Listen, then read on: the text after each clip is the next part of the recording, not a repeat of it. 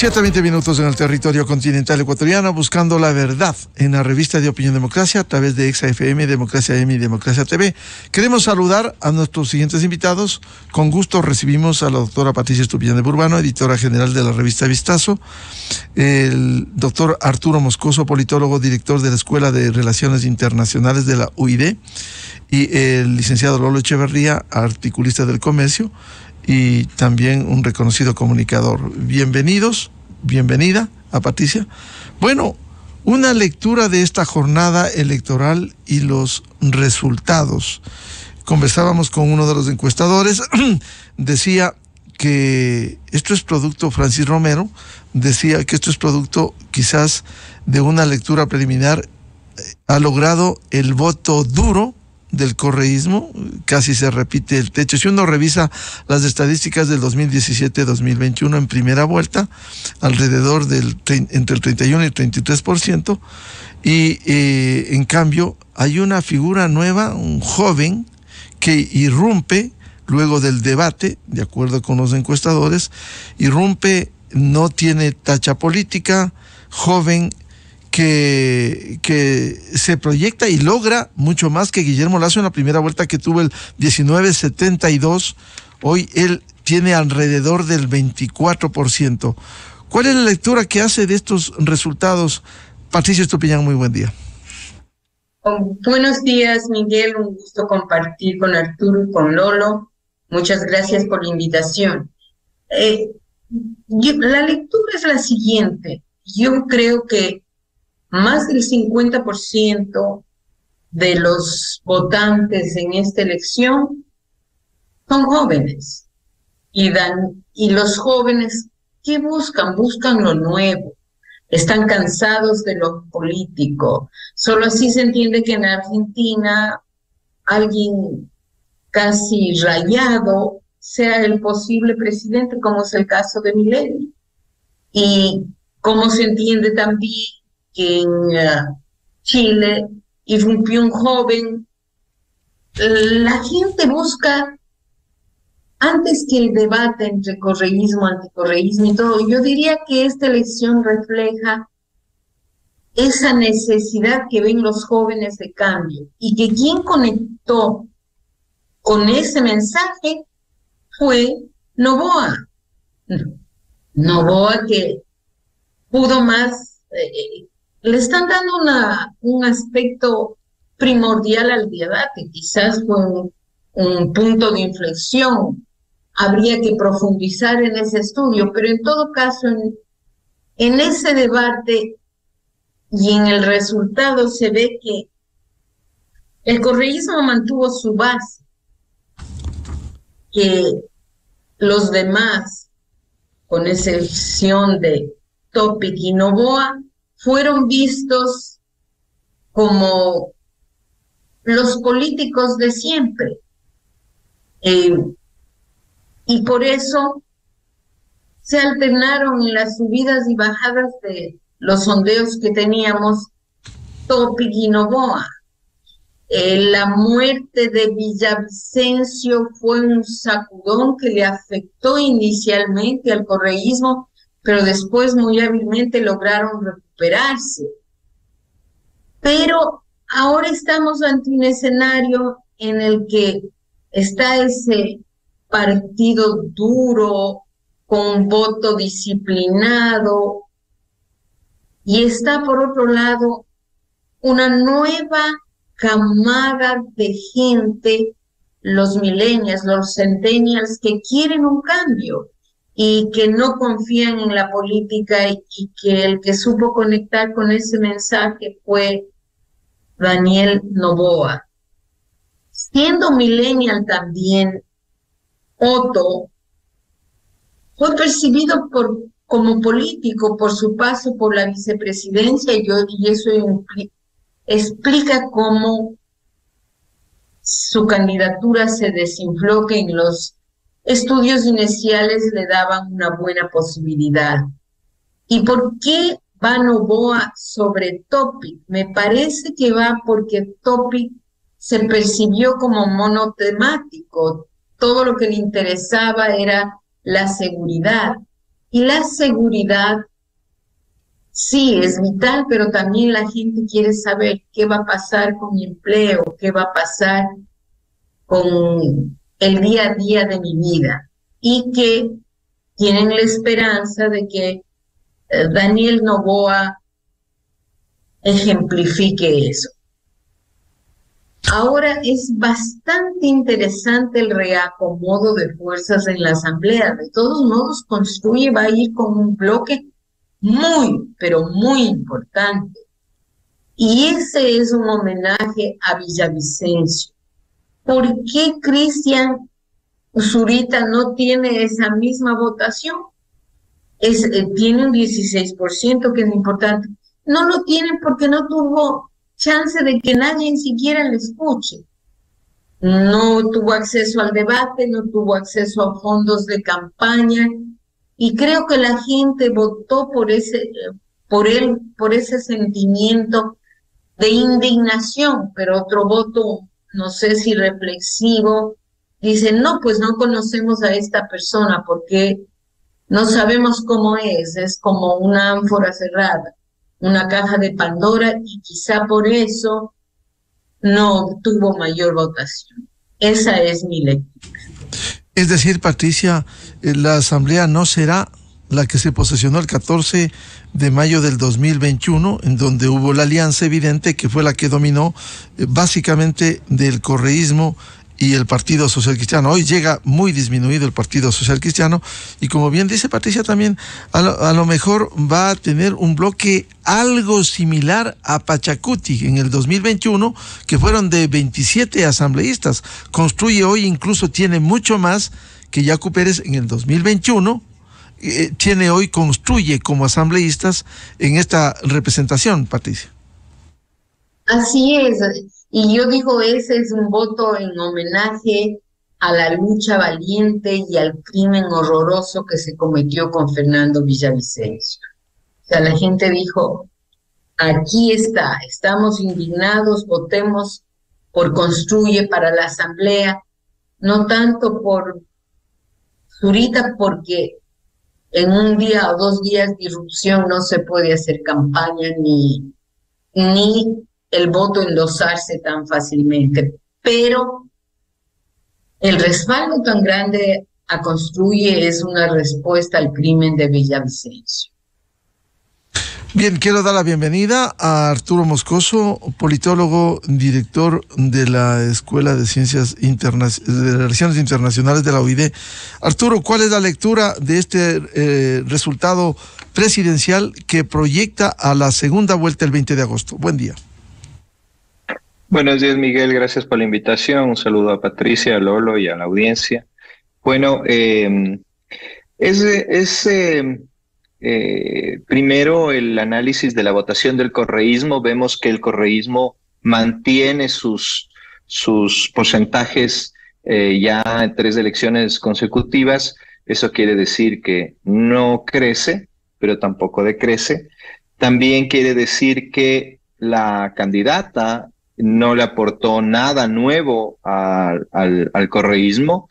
Y esto es interesante analizar porque tenemos se confirma, ¿no?, que tenemos una organización política vertical en donde se percibe que el que designa las candidaturas es su máximo líder, y designa las candidaturas más que por las posibilidades de ganar, creo que por la lealtad que le puedan profesar, ¿no? Porque al final creo que lo que pretende es, pues, de alguna forma regresar y volver a ser relevante políticamente en el Ecuador, y para eso necesita candidatos leales que no tengan una intención de construir una carrera política propia, ¿no? Y eso es difícil de conseguir, ¿no? Creo que las caras más conocidas del correísmo o los cuadros mejor preparados del correísmo están ya en cargos públicos, y supongo yo que también tendrán intenciones de seguir construyendo o seguir desarrollando su carrera política, y que no sea en función del líder del partido, ¿no? Entonces el correísmo le cuesta crecer, y creo yo que de cara a una segunda vuelta pues le costará también mucho ganar. No creo yo que esté en condiciones de ganar nuevamente, ¿no? Con respecto a Daniel Noboa, pues una sorpresa, pero si analizamos los números que han tenido las otras candidaturas, vemos que sobre todo, yo percibo que sobre todo la votación que tuvieron Hervas y Acu Pérez en las elecciones generales anteriores, un poco se traslada, ¿no?, a estos nuevos candidatos que irrumpen, candidatos más jóvenes, desconocidos, que son justamente Noboa y Topic, ¿no? Entonces ahí tenemos nuevamente dos candidatos que quedan en buenas posiciones frente al correísmo, no tanto desde esa perspectiva de clivaje correísmo-anticorreísmo, sino desde la perspectiva que ha explicado un poco Patricia, ¿no? Candidatos millennials, ¿no?, que captan la votación de los más jóvenes, que son la mayoría de los que integran el padrón electoral, y que lo que vemos es que buscan unas caras nuevas, caras poco conocidas, caras jóvenes, que obedece justamente a la apatía y el desencanto que tienen los más jóvenes con la política, y que buscan pues liderazgos no reconocidos para ver si es que estos mejoran en algo esa calidad de la política que hemos visto que es bastante deplorable en el país, ¿no? Entonces, además, obviamente, pues la muerte de Villavicencio, que vino a trastocar totalmente el tablero electoral, de donde muchos electores se habrán quedado un poco desubicados con respecto a su decisión anterior, y en donde el debate entra a tener un papel muy importante, ¿no? Me parece a mí que es la primera vez. Esto necesita y requiere de mayor análisis. Esto será, pues, seguramente el motivo o el objeto de estudio de muchos politólogos aquí en el país y fuera de él, el impacto que tuvo el debate, ¿no? En teoría, un debate que no fue visto por muchas personas, y que generalmente se ha dicho que los debates, al menos los de primera vuelta, no tienen tanto impacto, y que sin embargo vemos que al ser Noboa el candidato que mejor preparado estuvo, pues parece que sí generó ese impacto, ¿no? Entonces, yo creo que esas un poco son las razones que explican esto, Miguel. Arturo, y la lectura de la representación, aun cuando no hay resultados definitivos, oficiales, de la Asamblea Nacional, como se proyecta, el correísmo mantendría la minoría más grande, pero Construye va a tener un bloque importante, como resaltaba Patricia, un bloque importante que pudiera asemejarse a Pachacuti, que llegó en el 2021 con 27 asambleístas.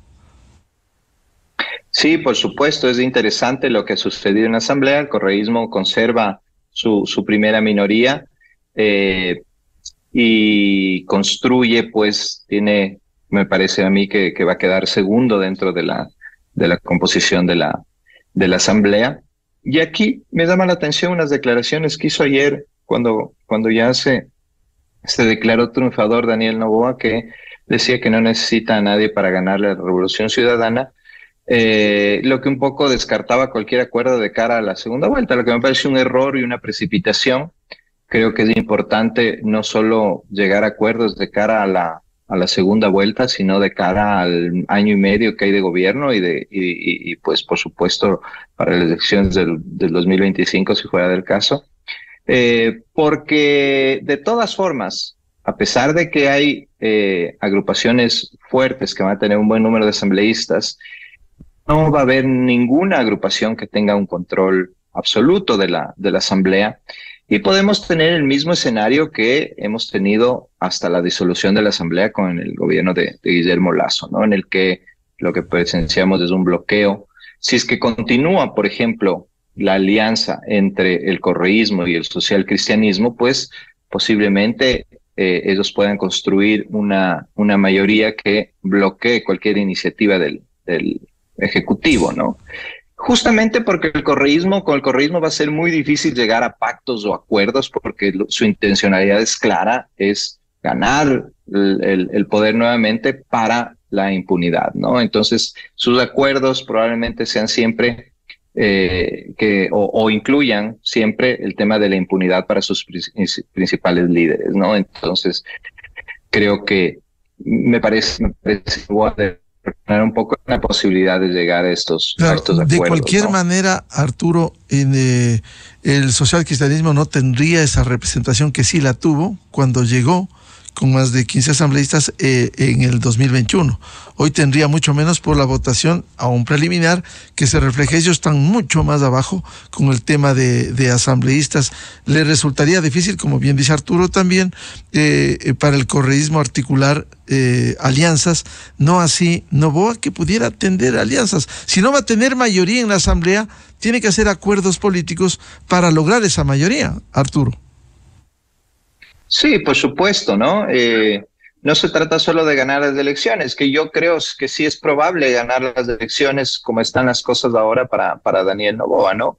Al correísmo le costará muchísimo crecer, mientras que Noboa tiene opciones de crecer mucho más altas, ¿no? ¿Por qué? Porque el correísmo, y creo que aquí va a entrar a jugar nuevamente el clivaje correísmo-anticorreísmo, ¿no? El correísmo tiene si bien un núcleo duro que lo viene manteniendo, no crece, y también tiene frente al correísmo un anticorreísmo muy fuerte, de gente que jamás votaría por el correísmo, que también es un porcentaje bastante alto, ¿no? Entonces las opciones de crecer del correísmo son mucho más limitadas que las posibilidades de crecer de Daniel Noboa, ¿no? Entonces podría ganar las elecciones sin llegar a acuerdos, pero y de ahí ganan las elecciones y ¿qué va a hacer el señor, no? Tiene que haber ya acuerdos para la elección de dignidades dentro de la asamblea. Tiene que haber acuerdos para temas de proyectos de ley. Es año y medio nada más, Miguel, ¿no? Entonces creo que a veces no reflexionan en esto, ¿no? Es año y medio en donde tenemos que de alguna forma sentar bases para combatir la inseguridad, la delincuencia, mejorar el tema de la economía, y que sin un gran acuerdo entre todas las fuerzas políticas o entre las fuerzas políticas, al menos las democráticas, va a ser muy poco que lo que haga Noboa, aunque gane abrumadoramente la segunda vuelta, ¿no? Quiero saludar a Lolo Echeverría, un reconocido comunicador. La lectura de esta elección presidencial, primera vuelta, y luego hablaremos de la Asamblea Nacional y su composición. Lolo, muy buen día. Buenos días, Miguel. Un saludo a Patricia y a Arturo. Como todos los ecuatorianos, creo yo, con sorpresa, pero con entusiasmo, porque ha habido algunos elementos alentadores. En primer lugar, la juventud de los candidatos. Todos los candidatos han sido más jóvenes. Esto de por sí ya da lugar al optimismo, porque el Ecuador necesitaba un cambio, y especialmente el sector político, y lo que hemos visto es que ha habido un recambio, a una renovación de los candidatos hacia candidatos más jóvenes. Importante eso. En segundo lugar, es importante que el electorado no haya caído en el voto emotivo que parecía viable o posible, sino que tuviera una reflexión más profunda, y que le diera la victoria en segunda vuelta a un candidato, al más joven de los candidatos y el menos conocido en realidad. De manera que, bueno, esas son las primeras impresiones de confianza, de esperanza en que va a haber un cambio en la política. Creo yo que es importante ver que el anticorreísmo sigue vigente, aunque se decía que se ha reducido mucho, se ve que está en los mismos términos, y esto hace posible que en la segunda vuelta tenga dificultades el candidato del correísmo, como creo que ellos mismos anticipaban esa dificultad de que en la segunda vuelta será extremadamente difícil para ellos acumular más votos, porque han llegado ya a su techo. Así que bueno, esto es interesante examinar. Creo que las explicaciones para la victoria de Noboa deben verse en que el electorado ecuatoriano es relativamente joven. Si es un 40% de jóvenes, bueno, tiene lógica que se haya inclinado a un candidato joven. En segundo lugar, creo que hay un lenguaje diferente en Noboa, en causas, el lenguaje, la manera de ser, los temas que plantea, etcétera, muy inclinado hacia la juventud. Entonces creo que son algunas de las razones. Lo que sí nos preguntábamos todos era a dónde se fueron los votos de Pachacuti. Sí se esperaba la posibilidad de que se caiga la candidatura de Pérez, pero no hasta ese extremo. Y claro, a la vista de los resultados hay que concluir que esa votación se fue a Noboa. Esto es una novedad también en el panorama electoral del Ecuador. ¿Por qué esa votación de Pachacuti, del sector indígena, elige un candidato joven, diferente y relativamente desconocido? Esto es interesante. Bueno, son de los fenómenos que todavía requieren algún análisis. La otra cosa que sorprende, y a mí también, es el fracaso de las encuestas. Sí están en crisis las encuestas, han fallado en todas partes. La semana pasada acaban de fallar todas en Argentina, poco antes todas fallaron en España, y todo aquí también, porque las redes sociales están llegando también a una crisis de credibilidad como tuvieron en su momento los medios, y creo que hay una conducta diferente, nueva, que las encuestas no han podido resolver, y tal vez está dejando de ser el instrumento científico seguro que eran. Así que esto es otro examen que está pendiente también para determinar qué va a pasar en el futuro y cuál es el valor como instrumento para las campañas electorales de las encuestas, de los estrategas.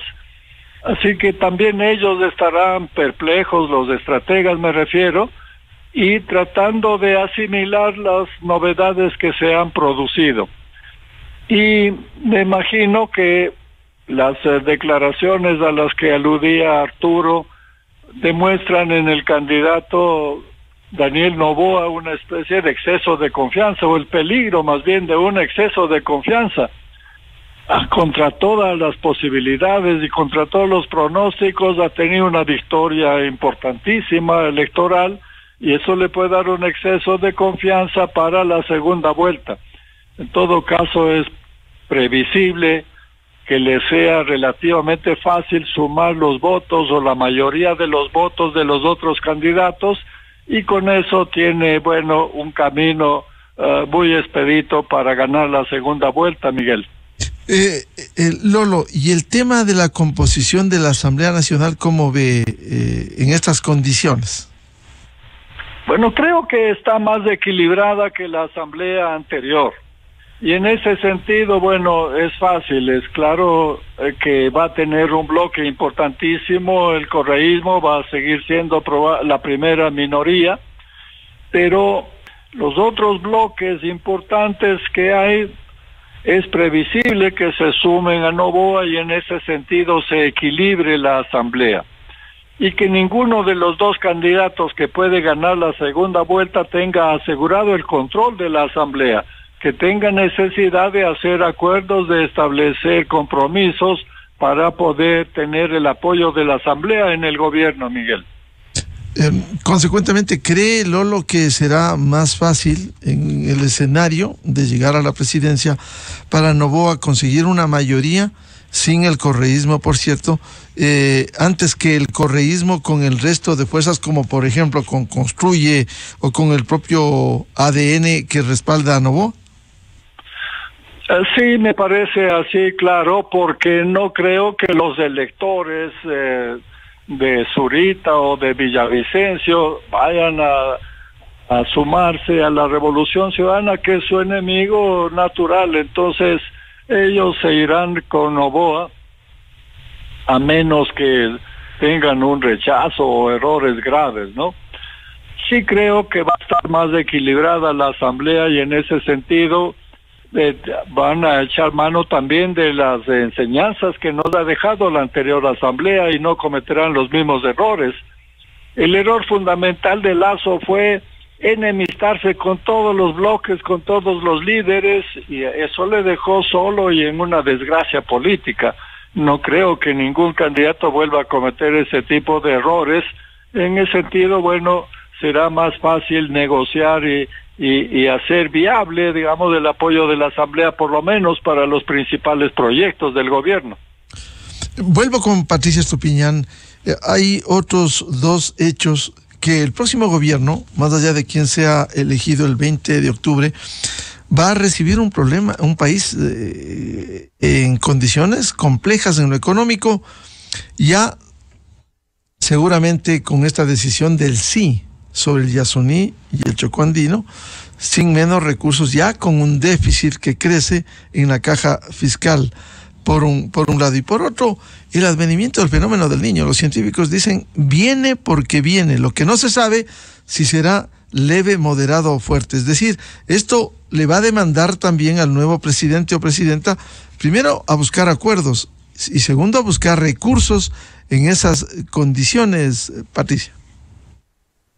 Así es, a ratos conversando el otro día con el expresidente Yamil Mawad, él decía que todos tienen ese fervor por llegar, pero muchas veces cuando ya están en el poder se dan cuenta que es más grave y no saben cómo salir. Y me parece que hoy en esta ilusión llegamos y todo, no se ha vislumbrado cuán terrible es el paquete que tienen que manejar y en tan corto tiempo. El Niño va a causar destrozos, va a causar demandas y el país no tiene a dónde acudir, porque por esta ingobernabilidad no puede emitir bonos en el mercado de capitales. Y creo que están casi al tope los organismos multilaterales. ¿Dónde van a acudir? Esa es la pregunta. Y en ese sentido creo que nos conviene más Daniel Noboa, porque probablemente él no utilizará al Banco Central y mantendrá la dolarización, que ese va a ser uno de los puntos de debate probablemente en la campaña. Porque por más que callaron a Arauz en la segunda vuelta, después en las elecciones después de los ecuadólares, esa es una amenaza, y es una amenaza que es terrible con el correísmo, porque ellos están ofreciendo tal cantidad de cosas y no hay el dinero para eso. Entonces, eso me parece que el panorama es complejo, complicado y que envejecerán el que esté en ese año y medio.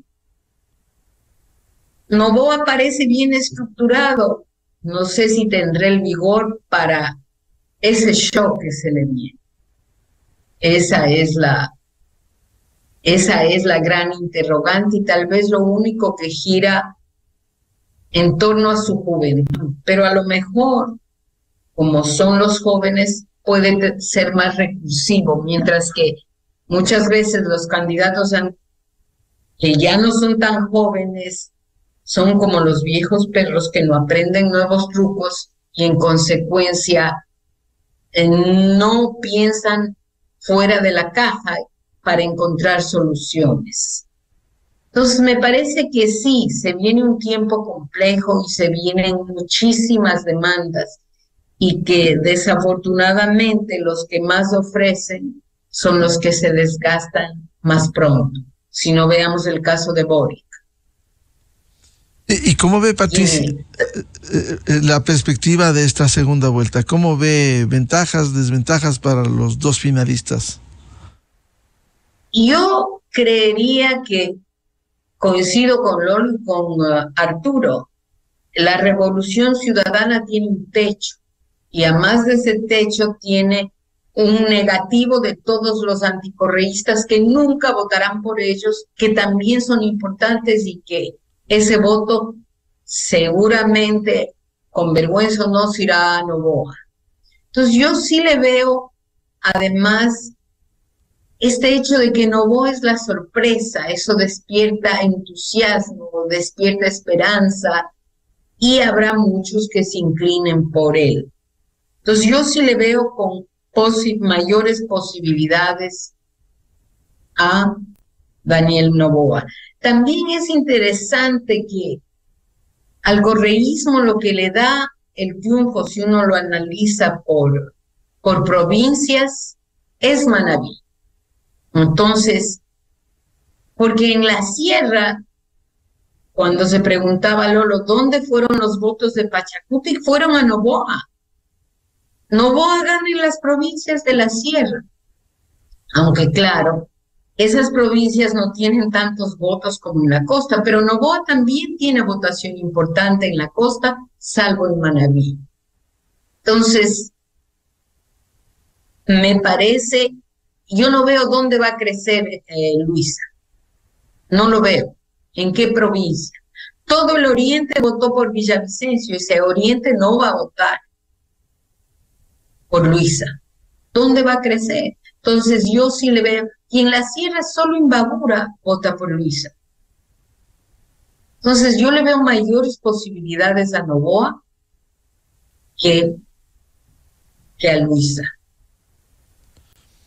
Y eso por lo menos nos da la certidumbre de que tendremos democracia, no autoritarismo, que no intentarán hacer ese Consejo de Participación Ciudadana y ese Consejo de la Judicatura que entre gallos y medianoche nos hace trastadas. A lo mejor tendrán ahora un freno en el Parlamento que puede que se reúnan para destituirlos. Claro. Entonces, eso nos aseguraría lo importante, que es que en el país no haya impunidad. Resulta tan increíble que ahora el ex vicepresidente Glass diga que ha sido exculpado porque un juez dijo que era invalidado el proceso en Brasil, que es lo que pasó con Lula. El proceso en Brasil no se invalidó porque Lula no delinquió, se invalidó por un tecnicismo. Y entonces aquí no querramos decir que son inocentes y las santas palomas porque no lo son. Claro, además son otras pruebas. Y la base de los procesos judiciales se dio por el Departamento de Justicia de Estados Unidos. Así es. Entonces, donde hubo el manejo de los dineros y que Odebrecht se llame con otro nombre, eso no importa. Brasil es otra cosa. Es el reino de la impunidad, que nosotros no seamos igual. Así es. Arturo Moscoso, ¿cómo ve el panorama en una segunda vuelta con estas condiciones, con estas ventajas y desventajas de plantearse cómo está este momento? Bueno, coincido con lo que ha dicho Patricia, y como señalé antes, Daniel Noboa tiene muchas más probabilidades de crecer y de conseguir el voto de los otros candidatos. Para González eso será más complicado por estos dos temas, el anticorreísmo justamente, que le pone un techo al correísmo para crecer. Y justamente yo a esto le sumaría también los candidatos, ¿no? Un candidato a vicepresidente que prácticamente le tuvieron que esconder en los últimos días de campaña por sus desacertadas declaraciones acerca de la dolarización. Eso volverá evidentemente a surgir en la campaña de segunda vuelta. Una candidata que transmite muy poco, una candidata falta de carisma, una candidata a la que se le nota acartonada y que no tiene una agenda propia y que responde a una agenda externa. Eso también pesará. versus un candidato joven que ha captado, como señalábamos antes, la votación de Hervas, la votación de Yaku, la misma votación que perdió Sonnenholzner en los últimos días de campaña, y que puede seguir creciendo, ¿no? Y, por supuesto, la votación de Villavicencio, que es una votación muy importante y que jamás de los jamases va a ir al correísmo, ¿no? Solo ahí ya tienes un porcentaje 16%. de 16% exactamente, que se le puede sumar a la votación que obtendrá Noboa, ¿no? Entonces, el correísmo lo tiene muy, muy cuesta arriba en estas elecciones. Yo creo que incluso ya empezarán a pensar más bien en el 2025. Y para el 2025 nuevamente tendremos un correísmo durante el periodo que falta para llegar a ese año, un correísmo que no pactará, que no brindará facilidades, que se dedicará a bloquear, salvo que le ofrezcan impunidad para sus líderes, y entonces ahí serán otras condiciones. Pero eso está por ver. Pactos, ¿no? Habrá que preguntarle a Daniel Noboa sobre eso. De nuevo, Lolo Echeverría, ¿cómo ve el panorama en estas condiciones con los dos candidatos finalistas, aún no proclamados, por cierto? Sí, parece claro que va a ser, como ya han señalado, más fácil para Noboa sumar votos, porque señalé ya que los votos de Villavicencio es imposible que vayan a la Revolución Ciudadana. Creo que los de Otto también, porque era un electorado que buscaba impedir el regreso de la Revolución Ciudadana. Así que es fácil para Noboa, se ve fácil acumular más votos, y en cambio es claro que el correísmo ha llegado a su techo y que le costará mucho perforar ese techo en la segunda vuelta electoral. Y tampoco tiene muchas posibilidades, porque hay que decir con toda claridad que el expresidente Correa ya se ha convertido en tóxico para una campaña electoral. En realidad, con el caso del exalcalde Barrera, le destruyó la candidatura a Barrera. Fue tan adverso, tan invasivo en la candidatura de Moreno, que terminó en ruptura, y le dejó marcado a Arauz, y ahora le ha minimizado a Luisa, sobre todo con la estrategia que planteó en el debate, que se trataba de recordar el pasado como si fuese grato y visto como un éxito para todos los ecuatorianos, cuando en realidad dejó muchas dudas y muchos problemas al país. Así que esa estrategia le puede convenir al expresidente, pero no le convenía a sus candidatos. Yo creo que la Revolución Ciudadana ya está sintiendo el peso, la incomodidad de tener un líder tan invasivo como Rafael Correa. Y eso será un peso en la segunda vuelta electoral, porque los partidarios de Luisa González intentarán más bien liberarse que apoyarse en Rafael Correa. Todos estos son factores muy negativos para la segunda vuelta para Luisa González. Así que todas las perspectivas le dan las ventajas al candidato Daniel Noboa, Miguel. Bien, muchas gracias. Seguiremos hablando de esto. Siempre importante. Nos ilustran las opiniones de Patricia Estupiñán, editora general de la revista Vistazo, Lolo Echeverría, comunicador, articulista del comercio, y Arturo Moscoso, director de la Escuela de Relaciones Internacionales de la OID. Muy buen día. Muchas gracias. Gracias a ti, Miguel. Gracias, Miguel. Un gusto. Hasta luego. Muchas gracias. Enseguida, en la revista de Opinión Democracia. 7:59 minutos en el territorio continental ecuatoriano. Pausa publicitaria, buscando la verdad.